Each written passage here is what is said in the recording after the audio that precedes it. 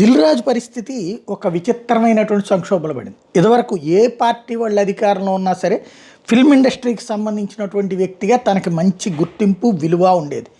మొట్టమొదటిసారి అంటే ఇదివరకు ఎలాంటిదంటే ఒక స్ట్రైట్‌గా ఎవరైనా అటాకింగ్ వార్తలు రాసేటటువంటి వాళ్ళు మాత్రమే టచ్ చేస్తూ ఉండేవాళ్ళు దిల్ రాజు లేకపోతే నవరంగు లేకపోతే గనక వీళ్ళ గురించి. బట్ ఇప్పుడు ఫస్ట్ టైం కొంచెం డిఫరెంట్ ఆస్పెక్ట్‌లోకి వచ్చేసింది. అది అనూహ్యమైనటువంటి అంశం. ఏంటయ్యా అంటే మొన్నటిదాకా దిల్ రాజు ఎవరితో అయితే స్నేహంగా ఉన్నారో ఆ బీఆర్ఎస్ నుంచి క్రిషాంక్ దగ్గర నుంచి ఎర్రోళ్ళ దాకా అందరూ తీవ్ర స్థాయిలో విరుచుకుపడడం ప్రారంభించారు. ఎందుకు? కేటీఆర్ సినిమా రంగానికి సంబంధించి రహస్య మీటింగ్లు ఏదో జరిగినాయి, సెటిల్మెంట్ ఏదో జరిగింది అన్నటువంటి విమర్శ చేసినప్పుడు దానికి రాజకీయ విమర్శ చేయాలి. కానీ రేవంత్ మొన్న ఏం ప్రెషర్ చేశారు? సినిమా వాళ్ళు సమాధానం చెప్పాలి కదా, నేను మీకు ఎంత హెల్ప్ చేస్తున్నప్పుడు నేనేమైనా తీసుకున్నాను అని చెప్పండి, తీసుకోలేదు కాబట్టి మీరు ఎందుకు చెప్పట్లేదు అని అడిగారు. కాబట్టి వాళ్ళ ప్రతినిధిగా ఇప్పుడు దిల్ రాజు మాట్లాడాల్సి వచ్చింది, మమ్మల్ని అనవసరంగా వివాదాల్లోకి లాగద్దని.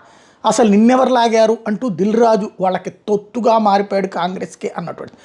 ఈ ఇంపాక్ట్ బాగానే ఉంటుంది ప్రస్తుతానికి. భవిష్యత్తులో మళ్ళీ కాంగ్రెస్ అధికారంలోకి వస్తే లేదా బీజేపీ అధికారంలోకి వస్తే ప్రాబ్లం లేదు. బీఆర్ఎస్ పొరపాటున అధికారంలోకి వచ్చిందంటే మాత్రం దిల్ రాజుకి ఈ దఫా సినిమా చూపెడతారు వీళ్ళు.